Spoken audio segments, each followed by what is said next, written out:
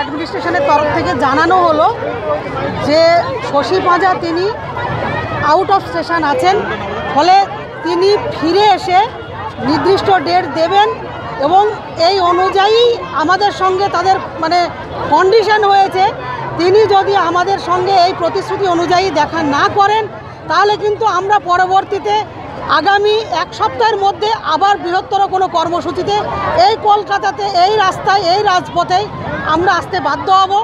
আমরা এখন আপাতত প্রজেক্ট ডিরেক্টরের কাছে আমাদের টিম যাচ্ছে, আমরা এই ওয়াই চ্যানেলে এখানেই অপেক্ষা করব।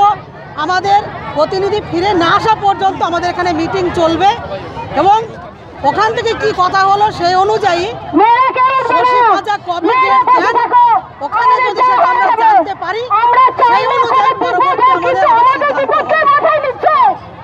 আমাদের স্থায়ী কর্মীর মর্যাদা দিতে হবে। আমরা সরকারি কর্মচারীর যে কাজ আমরা করছি সমস্ত দায়িত্ব আমরা পালন করছি, কিন্তু আমাদের বেতন বৃদ্ধি হচ্ছে না। আমাদের ডিম সবজি জ্বালানির মূল্য আমরা পাচ্ছি না, 3 মাস 4 মাস করে বকেয়া থেকে যাচ্ছে এবং আরও যে বিভিন্ন ধরনের কাজ আমরা করছি, ফলে এইগুলো আমাদের কাজটাকে স্থায়ীকরণ করতে হবে। আমরা কর্মীদেরকে সি গ্রুপ এবং ওয়ার্কার সহায়িকাদেরকে ডি গ্রুপের কর্মচারী হিসাবে নিয়োগ করতে হবে। এই সব নানান দাবিতে আমরা আজকে কলকাতায় এখানে বিক্ষোভ দেখাচ্ছি। আমার কোন জেলা? আমার ঝাড়গ্রাম জেলা। আমাদের দাবি আমাদের স্থায়ীকরণ করতে হবে, 28,000 টাকা আমাদের মাইনা করতে হবে এবং অবিলম্বে আমাদেরকে অ্যান্ড্রয়েড সেট দিতে হবে। যে সেন্টারটা আমরা পোষণ টেকার চালাই সেই পোষণ টেকারটা আমাদেরকে এই অ্যান্ড্রয়েড সেট নিজেদের পয়সা দিয়ে কিনতে হয়েছে আজও পর্যন্ত।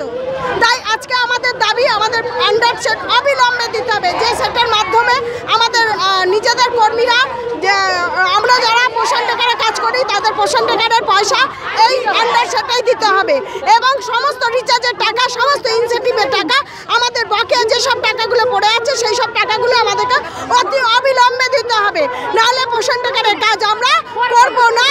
আমাদের ন্যূনতম মাইনে 28,000 টাকা করতে হবে, আমাদের জ্বালানি বিল বাড়াতে হবে, আমাদের অঙ্গনবাড়ি কর্মী এবং সহায়িকাদের যে খাবার বন্ধ করা আছে সেই খাবার অত্যন্ত অবিলম্বে আমাদেরকে দিতে হবে, জ্বালানির দাম দিতে হবে। শুক্লা পাঁজা ঘোষ, উলবেড়িয়া 1 প্রজেক্ট। আমাদের দাবি আছে, আমরা যেহেতু স্কিম ওয়ার্কার, আমাদের কাজটা শুরু হয়েছে 1975 সাল থেকে। তখন থেকে সরকার আমাদেরকে স্কিম ওয়ার্কার করে রেখে দিয়েছিলেন, কিন্তু আমরা আর স্কিম ওয়ার্কার হয়ে থাকতে চাই না। আমাদের দাবি আমাদেরকে সরকারি কর্মী স্বীকৃতি দিতে হবে, আমাদের বেতন 28,000 টাকা করতে হবে। বর্তমানে সরকার আমাদেরকে ফোন না দিয়ে ফোনের কাজ করে নিচ্ছে, সময় মতো রিচার্জের টাকা দিচ্ছে না। সেই জন্য আমাদের দাবি আমাদেরকে সরকারি কর্মী স্বীকৃতি, স্মার্টফোন দিতে হবে, সময় মতো রিচার্জের টাকা দিতে হবে। আর আমাদের যেসব দিদিরা অনেক আগে রিটায়ার করে গেছে তাদের 3 লাখ টাকা দিতে হবে। আর আমাদের অবিলম্বে পেনশন চালু করতে হবে, বাচ্চাদের যেসব খাবার দেয় তার থেকে ভালো খাবার দিতে হবে। এইসব বিভিন্ন দাবি দাওয়া নিয়ে আজকে আমরা ওয়েস্ট বেঙ্গলের সমস্ত কর্মী সহায়িকারা এই আন্দোলনে নেমেছি। আমি বাঁকুড়া জেলা সম্পাদিকা চায়না কর্মকার। অঙ্গনওয়াড়ি ওয়ার্কার এবং হেল্পার যারা আছে তাদের খাওয়া যে বন্ধ করা হয়েছিল সেটা বন্ধ করা চলবে না এবং আমাদের ন্যূনতম 28,000 টাকা বেতন করতে হবে, জ্বালানি বৃদ্ধি করতে হবে। এইসব দাবির জন্য আজকে আমরা সবাই একসাথে হয়েছি। আজকে দাবিটা কি আছে আপনাদের? আমাদের দাবি আজকের অঙ্গনওয়াড়ি 1975 সাল থেকে শুরু হয়েছে, নিশ্চয়ই আপনারা জানেন। আমরা মাত্র 8,250 টাকা পাই, সরকার আমাদের কোনো সরকারি স্বীকৃতি দেননি, তাই আমরা 28,000 টাকা দাবি করেছি। সাথে সাথে পোষণ টেকার অ্যাপস নামে একটি অ্যাপস নিয়ে এসছে, এই পোষণ টেকার অ্যাপসে সরকার কোনো মোবাইল দেননি, কিন্তু উত্তর কাজ বাড়িয়ে দিচ্ছে। আমরা চাই পোষণ টেকারে মোবাইল না দেওয়া পর্যন্ত আমরা কোনো পোষণ টেকারে কাজ করব না এবং কর্মী সহায়িকার খাবারটা বন্ধ করে দিয়েছে। 1988 সালে যে সরকার কর্মী সহায়িকার খাবার দিয়েছিলেন, আজকের এই সরকার এসে কর্মী সহায়িকার খাবার বন্ধ করে দিচ্ছে এবং পোষণ টেকারে প্রতিদিন একটা উত্তর ছবি করে পাঠাতে হচ্ছে। কেন আমরা আমাদের নিজস্ব মোবাইলে ছবি দিয়ে পাঠাবো? এমনকি প্রতিদিন প্রি স্কুলে ছবি পাঠাতে বলছে, তাহলে আমার নিজের মোবাইলে আমি কি কোনোদিন অসুস্থ হব না?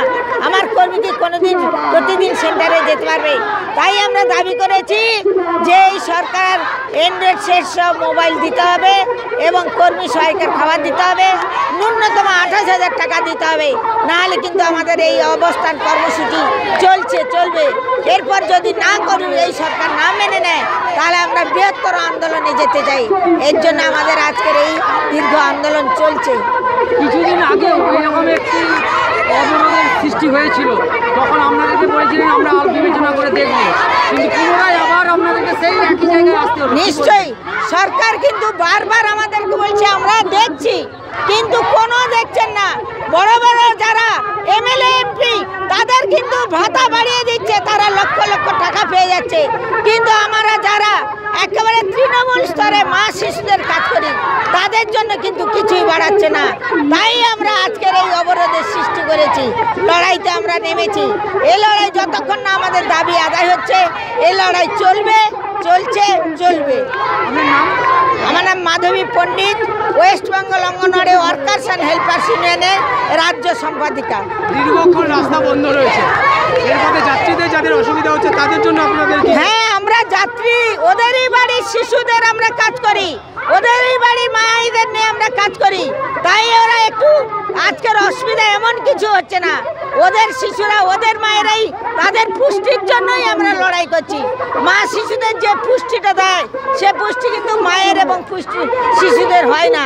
তাই আমি সরকারকে আমাদের পুষ্টি খাতেও বরাদ্দ বাড়াতে বলেছি।